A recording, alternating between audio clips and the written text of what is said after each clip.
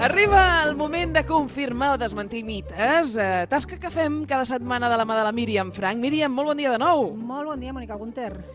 Què ens portes avui? Doncs mira, avui ens hem proposat confirmar o desmentir mites sobre les dents. Ah, molt bé. Sí, i de ben segur que algunes et sorprendran, Mònica. Comencem, si et sembla, per un mite clàssic i que més d'una segur que hem escoltat, i és que durant l'embaràs hi ha risc de perdre alguna dent per falta de calci. Dents i embaràs. Comencem per aquí a confirmar o desmentir mites relacionats amb aquesta part del nostre cos, amb la boca, amb les dents en concret. I per saber si aquest mite que ens deia la Míriam i alguns altres són certs o no, parlem a aquesta hora amb el doctor Antoni Gómez, ell és president del Col·legi Oficial d'Odontòlegs i Estomatòlegs de Catalunya. Doctor Gómez, molt bon dia. Hola, bon dia. A veure, això que hem escoltat moltes dones en moltes ocasions, aquest mite que ens deia la Míriam, que es poden perdre les dents durant l'embaràs per falta de calci. Què hi ha de cert en això? Mite, mentida, directament. Mentida, fantàstic. És totalment fals.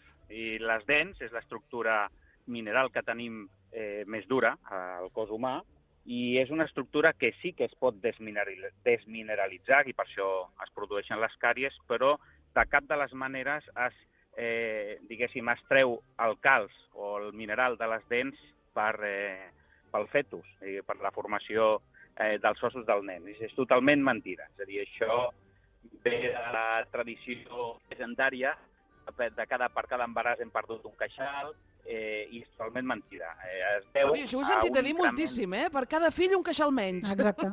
Sí, correcte. Però això, sobretot, la causa és perquè les dones embarassades hi ha canvis hormonals, hi ha canvis també d'hàbits dietètics, és a dir, es menja més entre hores, i a l'haver-hi aquests canvis hormonals, juntament amb aquests canvis dietètics, és més fàcil fer una càries nova i, per tant, el risc de càries és més alt. I com durant els 9 mesos de l'embaràs també és un altre mite de que la dona embarassada és intocable, és a dir, que no se li pot fer res, això també és mentida, és a dir, pot anar al dentista, es pot tractar durant el primer trimestre i l'últim trimestre de l'embaràs i s'han de fer tractaments, i moltes vegades la pròpia dona embarassada és víctima d'aquests mites, és a dir, ara estic embarassada, no puc anar, no em poden fer res, al contrari, sí que es pot fer. Doncs, doctor, de l'embaràs parlem ara dels més petits de la casa i dels dents de llet. I és que el mite diu que no fan càries i que com que s'han de caure, doncs que no cal que els cuidem. Mentida, totalment. Un Desmentit mite fals, també. Sí, les dents de llet també són susceptibles de fer càries, és a dir, és un problema que pot aparèixer en qualsevol edat, és igual si és la dentició temporal o si és la dentició definitiva, i el fet de que hagin de caure o s'hagin de renovar no és una excusa perquè no s'hagin de cuidar. És a dir, el fet de tenir unes lesions de càries prematurament en dents temporals implicarà o pot implicar que puguin tenir alguna seqüela a les dents definitives, com poden ser taques, com pot ser una càries també a la dent definitiva, etc.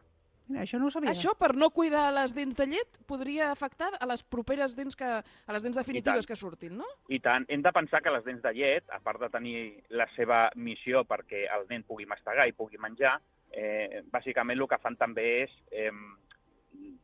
mantenir l'espai perquè pugui sortir la dent nova, que sempre serà més gran. Hem de pensar que, per exemple, dents de llet en tenim 20 i dents definitives en tenim 32, és a dir, que l'os ha de créixer, les dents definitives són més grans que les dents temporals, i el que fan les dents temporals, a part, com deia, de la funcionalitat, és assegurar, diguéssim, el lloc, la posició on hauria de sortir la dent definitiva. Si tenim una dent de llet, una dent temporal amb una càries o que ha tingut problemes d'infecció recurrent, el problema és que es pot veure afectada la dent definitiva. És a dir, no és una excusa el dir que, com són de usar i tirar, pues no les hem de cuidar. No, no.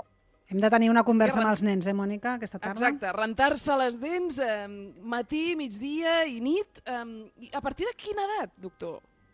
A partir de quan surten les dents. És a dir, tenim nens que treuen les dents més prematurament, però normalment podríem dir que cap als 6 mesos surten les dents. A partir de que hi ha dents en boca, evidentment el nen no ho pot fer, però sí amb l'ajuda i col·laboració dels pares que han d'higienitzar. Hi ha estris a farmàcies, com són uns didals, perquè es pugui netejar fàcilment les dents d'aquests nens petits, o bé amb una gassa, senzillament amb una gassa. És a dir, però hem de rentar aquestes dents en el moment que ja tenim dents en boca. I parlant de càries, doctor, el mite diu que només les produeix el sucre. Bueno, bàsicament el sucre. El que passa és que hem d'entendre que moltes de les coses que mengem porten sucre o porten sucres amagats o porten sucres complexos. Per exemple, el pa no porta sucre directe, però sí que porta midó. El midó es pot, diguéssim, acabar convertint en sucres més senzills, que sí que poden utilitzar les bactèries. Bàsicament, les bactèries que fan càries, el que més els hi agrada, diguéssim, el seu combustible, el seu menjar ideal, són els sucres. Però els sucres els hem d'entendre de moltes maneres. La fruita porta sucre, la fructosa. Hi ha altres sucres que no és la sacarosa que nosaltres entenem com la que va al cafè. És a dir, que hi ha moltes substàncies, components dels aliments que poden afavorir que hi hagi un risc de càries. I el tema seguint amb la neteja de les dents, hi ha un mite molt extès, moltíssim, que diu que menjar un xiclet pot substituir rentar-se les dents. Bueno, aquest podríem dir que mig-mig. No és fals, mig-mig? Tampoc és cert. Sí, mig-mig. El tema sobretot és quan no podem rentar-nos les dents, és a dir, quan mengem fora de casa, quan aquests àpats són fora de casa i no tenim la possibilitat de rentar-nos les dents, una bona pràctica, una bona recomanació seria fer servir un xiclet, evidentment sense sucre. Per què? Perquè això afavorirà l'autoneteja de la boca, és a dir, ens ajuda a eliminar restes d'aliments que poden quedar en boca i sobretot ens ajuda a fabricar saliva. La saliva és l'element més protector que tenim a la boca front a la càries. Per què? Perquè el que farà és diluir, el que farà és un efecte tamponador perquè aquesta acidificació que es produeix a la boca quan acabem de menjar quedi neutralitzada. És a dir, és un bon consell i és una bona pràctica, però no és substitutiu, s'ha d'entendre. És a dir, escolta, si estàs a casa i pots rentar-te les dents, no ho pots substituir per mastegar un xiclet. Això és en algun cas concret i puntual que no ens permet rentar-nos les dents amb el sistema habitual, que és el raspall. I una afirmació que he trobat per les xarxes i que m'ha sorprès és que s'ha d'esperar una mica després de dinar abans de rentar-nos les dents. Això és cert o no? Sí, és cert. Lo correcte i recomanable no és anar corrents, això ho fan molt els nens, és a dir, quan els pares els insistim que s'han de rentar les dents, van corrents a rentar-se-les. Diguéssim que ens hauríem d'esperar entre uns 10 o 20 minuts a fer la rentada de les dents. Per què? Per quin motiu? Doncs perquè, com he dit abans, en el moment que nosaltres mengem, es comencen a produir àcids a la boca. Les bactèries, millor dit, comencen a produir àcids a la boca i, per tant, el pH de la nostra saliva comença a baixar. Li hem de donar temps a que això es neutralitzi, es tamponi. Llavors, si nosaltres fem un raspallat immediat, el que estaríem fent és contribuir a que aquest mitjà àcid estigués repartir-se per tota la boca. Per exemple, en el cas d'anorèxia o en el cas de bulímia, on hi ha vòmits de repetició, el mitjà de la boca és molt àcid, precisament pels fluxos gàstrics de fer el vòmit. Llavors, en aquests casos, mai es recomana que es faci un raspallat immediat. S'hauria de neutralitzar amb aigua, amb llet, amb solucions de fluor, neutralitzar aquesta acidesa i després començar a raspallar-se. I pel que fa al raspallat, quan més fort es neteja un les dents millor i quan més dur és el raspall també o no? No, falso. És a dir, no per rentar més fort rentarem millor. Hem de pensar que l'estructura que nosaltres hem d'eliminar de la boca és la placa bacteriana. I aquesta placa bacteriana amb restes d'aliments és tova. No s'ha d'apretar. I és una cosa que és per la paella. La paella, si t'ha quedat el socarrat, doncs has d'apretar per netejar-ho, però amb les dents no cal apretar. És a dir, hem de fer servir un raspall mitjà, de duresa mitjana, ni tampoc massa tou, ni tampoc massa dur.